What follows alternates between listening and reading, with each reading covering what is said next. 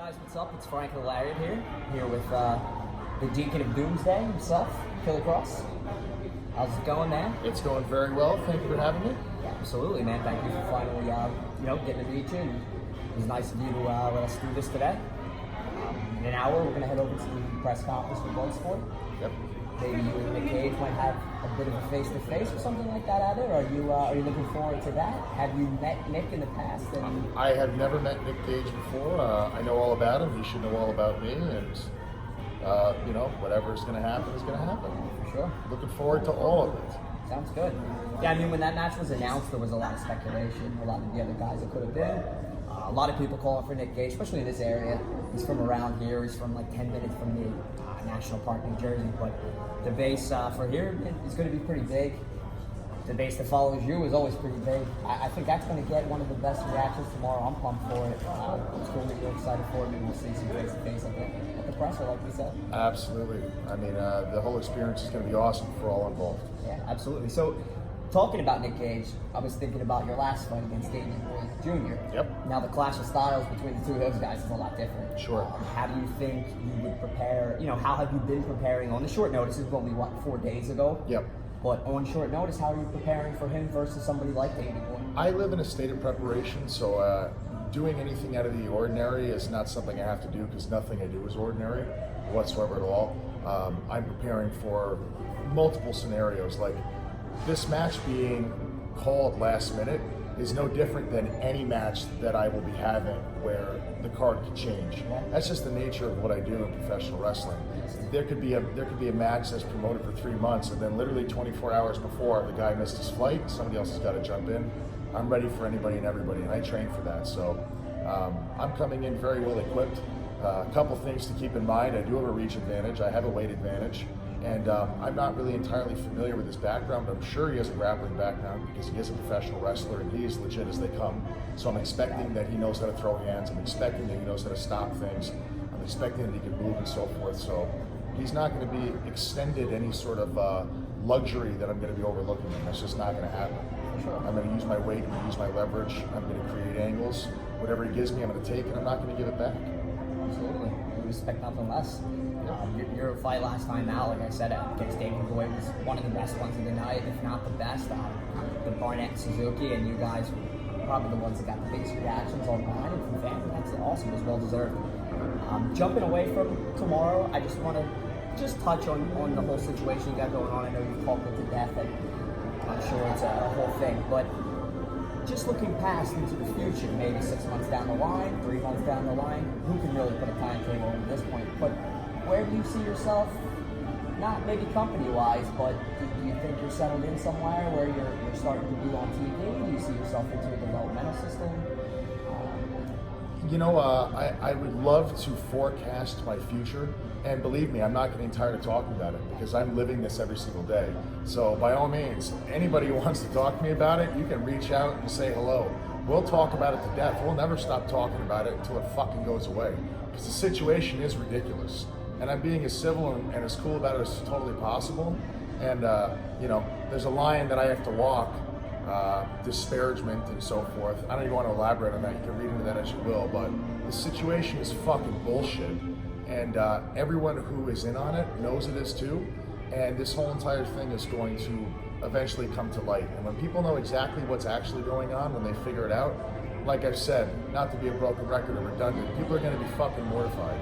So in the meantime, I'm staying hungry, I'm staying motivated, and I'm going to go after matches that people want to see me in, because that's why I got into this business. I got into this business to entertain people, and I'm not going to let a few people in an office, stop me from making a living, providing for myself, contributing to the business, providing for my family. It's just not going to happen. I've been through so much fucking worse in my life. People have absolutely no idea, and I'm not going to share it because it's not a pity party. I'm not looking for sympathy. I just want people to know that this is barely a bump in the road for me. I'm going to run this fucking over like no one has any idea. And wherever I land, but I know that it'll be a place that people want to see me in, and I'm remaining optimistic in the face of all adversity, because I think that what I'm going through right now is going to be an example for people that are dealing with adversity and bullshit situations. I'm going to show you guys how to navigate this. You stay the fucking course. Trust me. I'm on the right in this, and if anyone else is ever going through anything out there, that's bullshit and they're on the right and they feel like they're getting the shit into the stick, stick around with me, I'll stick around with you, and we'll get through it together, because this is life, and it's not gonna fucking slow me down.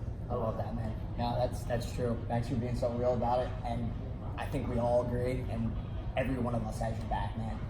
I mean, we love what you do. You've only scratched the surface as far as on TV goes and everything else. I mean, I loved your stuff with Lucha Underground, the White Rabbit. I mean, that was awesome. The Mandible Claw and everything like that. I mean, dude, the things you can do character-wise is beyond what a lot of people out there can do. Thank you. You know it, and I sincerely appreciate it, and Very welcome. no fluff at all. I'm telling you guys, I have deliberately paced things that I've been working on for the last 5 years that no one's ever even seen yet. Yeah. Like what people have already seen from me, I'm glad they're enjoying it, because I've got so much more to show. You know, even stuff in the ring, like, you know, because of my size and my weight, there's a lot of things that I can do that no one's seen me do yet, and I'm waiting for the right time and the right place, you know, to make that mean the most from when people see it. Not even just in-ring character stuff too, like, you know, the character that we've all brought to life, and the crowd honestly has had a lot to do with you know, bringing Killer Kross to life and the manifestation that he's in. I mean, yeah, it's called. Fucking is. Fucking right. So, you know, I watched the match with Jake Atlas today, and the crowd tick, tock, Yeah. tick. I said, dude, that's awesome. You know what I Yes. mean? That's gotta keep going, keep going. Yeah. That was great. Crowd drives me, man, and Great. I'm gonna stay the course. Awesome, man. And speaking of the things that you said, you know, you got to offer even out of the ring. I watched today. I don't want to slaughter the name. Memento Mori. Yeah. I checked it out today. It was awesome. Thank you so It was much. great. There was a couple quotes from there that are insane. And yeah, definitely, man. Thank you. I literally. When patience isn't an option, right? Yeah. That, Dude, that reminds me of your situation right now. Totally. I seen that just today and just said, wow. That was a spiritual trip that I really needed to take. Scarlett actually put me on like you know, a course to do that. And listen, I'm going to encourage everyone. If you're one of those types of people who've never left your town, never left your city, never left your state, or never left the country, if you're ever going to travel to one place in the world, travel to Thailand. Because I'm telling you right now, we did that trip, we budgeted that trip literally at, I think it was like $1,500 because of the dollar conversion. People don't understand that our dollar is up. Over there, Yes, right, of course. you can The eat. value of the American dollars. Yes, and like to engage in a beautiful culture with beautiful people. I mean, I don't know if this is for you, but like, I mean, we stay in hostels. We like to be grounded in the culture. We're not looking for anything bougie. We backpacked everywhere. It was amazing, man. We visited temples. We went to see Buddhist monks. We hung out on the beach. It's once in a lifetime. It's a stuff. once in a That's lifetime. cool. It's spiritual, man. It was a really, really That's amazing what it journey. looked like, an awakening, man. It just was like, the was- whole thing's beautiful. If nobody's seen it, check it out. It's on your YouTube page. YouTube channel, Momento Mori, Killer Kross, Momento Mori is on our YouTube channel. It's That's completely interesting. free. So it's like it's a short film that I shot with Scarlett actually, and it's basically it's basically a man's assessment of what philosophy he's should be exercising in this life with all of these things, and it's more of a short film of self-discovery, and it speaks to people differently, and I put that out there for you guys to enjoy, and I'm glad you enjoyed that. Thanks, man. No, absolutely. I definitely did. Just thinking about wrestling in general for you. You grew up in the 90s like me. I mean, we all probably watched everything, but what held your attention more than the others? WWE, WCW, ECW? I mean, it was definitely WWE/F. Right. And then in the order that I found things, I found WWE first, then I found ECW, then I found WCW. I started watching WCW because a friend of mine had told me that Raven went there. We loved Raven, and then I was huge fans of Scott Hall, Kevin Nash, Diesel, and Razor Ramon. So like they brought me there, and then I learned about WCW kind of like on the back end. You know, I started to research. I was like, how did I not know that this thing was out there? It's crazy. It's a different time without the internet, right? Exactly. You know what I mean? And you know what's like, as a child, I grew up in the era where we didn't have all this technology, so I was outside most of the day. So when I came in, I watched a very short amount of TV. I had my Saturday morning cartoons as a child, and then like maybe the cartoons after school, and then there was Saturday Superstars, right? Yeah, that's all I absolutely. knew. And In then the morning, I'm watching at my grandma's house too. yeah, and then like by accident, not by accident, but I went to a friend's house and he had a VHS tape of VCW. He just bought it in a store because like he thought the cover looked scary. Yeah, right. Yeah, it's probably blood. Maybe the funker on the front. Yes, Right, probably. Was it? Yeah. So, and then we found out that all these guys went to WCW, and then we learned, about Hollywood Blondes, Four Horsemen, Started branching off. Dungeon of Doom. It was really cool stuff to us, man. And Vader, I mean, like we never knew that Vader was in WCW. So when we watched Cactus Jack and Vader. Oh my God, it was awesome. No, I agree. I couldn't agree. Yeah, 100%, man. Well, listen, I want to be respectful of your time. Let you get to it and everything, but it was really nice of you sitting down with us. Absolutely.